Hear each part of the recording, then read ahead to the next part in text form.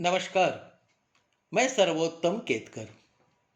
व्यंग्य पाठ में मैं आपका हार्दिक स्वागत करता हूँ।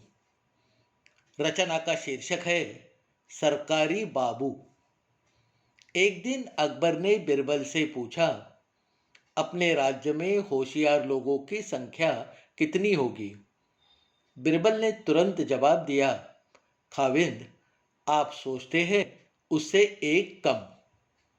जाहिर है, बादशाह होने के कारण अकबर के समझ में कुछ नहीं आया। कुछ दिनों बाद फिर एक बार अकबर ने बिरबल से पूछा, बिरबल, अपने राज्य में पागल लोगों की संख्या कितनी होगी? बिरबल ने तुरंत जवाब दिया, खाविंद, आप सोचते हैं उससे एक ज्यादा। अकबर और बिरबल के बीच इसी तरह की बातें निरंतर होती थी।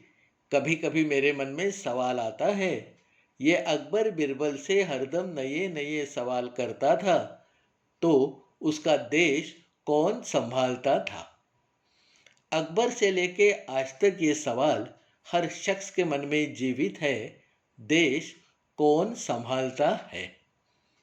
देश को संभालने के लिए हरदम नई नई व्यवस्थाएं निर्माण होती है, पर इतिहास गवाह है, देश का अधिकतम नुकसान ये व्यवस्थाएं करती है। व्यवस्था, जिसे आज के ज़माने में प्रशासन कहा जाता है, वो किसी दुशासन से कम नहीं होती। आम लोग कभी कभी गुस्से में आकर सरकार बदल देते हैं, पर अपने सूबे के सरकारी बाबू का कुछ नहीं बिगाड़ सकते। बाबू के आदेश पर ही जनता को पगार और रिटायर्ड होने पर पेंशन मिलती है। इसे नाराज करो तो जिंदगी भर की टेंशन मिलती है।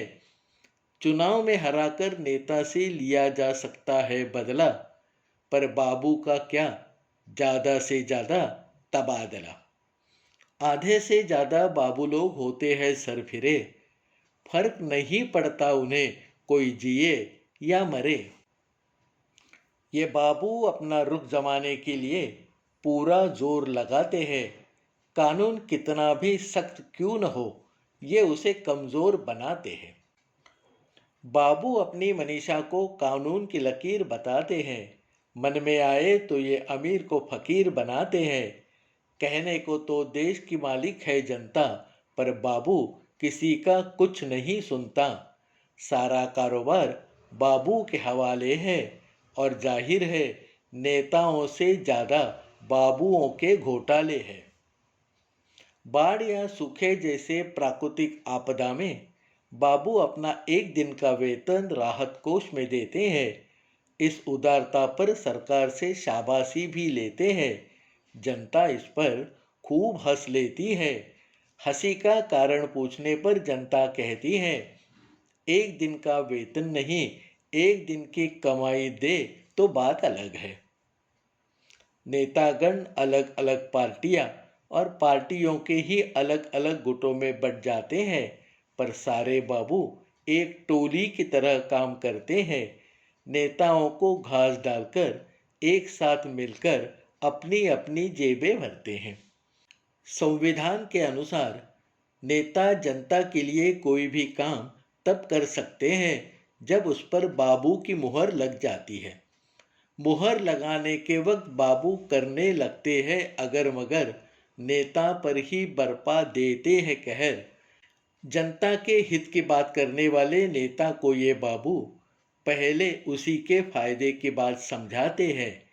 फिर भी अगर वो ना माने तो कानून की प्रक्रिया से डराते हैं।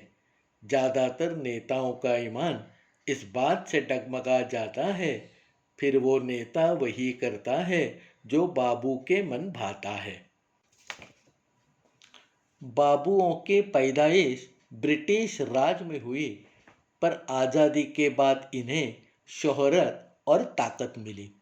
देखते देखते शोहरत फैलती गई और ताकत के इस्तेमाल की आदत लगी।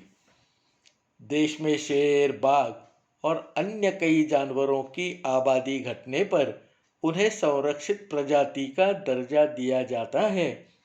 उसी तरह इन बाबुओं ने अपनी शोहरत और ताकत की सुरक्षा के लिए अपने आप को एक अलग संरक्षित प्रजाति में शामिल किया है। इनके खिलाफ अगर कोई कार्रवाई या शिकायत करनी हो तो उसके ही बड़े भाई से अनुमति लेनी पड़ती है, जो मिलना लगभग असंभव होता है। बाबुओं के इशारों पे देश का शासन चलता है। मान लो इनकी मर्जी से सूरज डूबता और निकलता है।